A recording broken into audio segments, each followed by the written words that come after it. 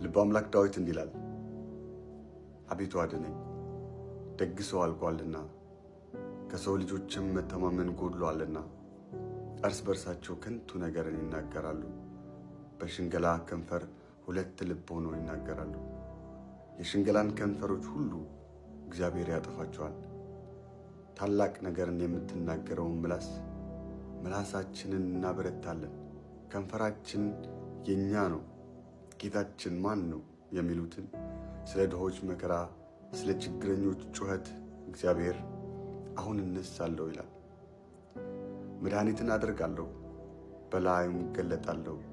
በምድር ላይ እንደተፈተነ 7 ጊዜ እንደተጣራ ብር የእግዚአብሔር ቃላት የነጹ ቃላት ናቸው።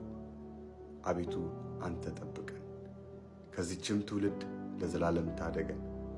በሰው ልጆች ዘንድ ምናምንቴ ከፍ ከፍ ባለ ጊዜ ክፉዎች በዙሪያው ሁሉ ይመላለሳሉ። እግዚአብሔር የተመሰገነ ይሁን። ሙሴም እባላለሁ። መልካም ቀን ይሁንላችሁ። እወዳችኋለሁ።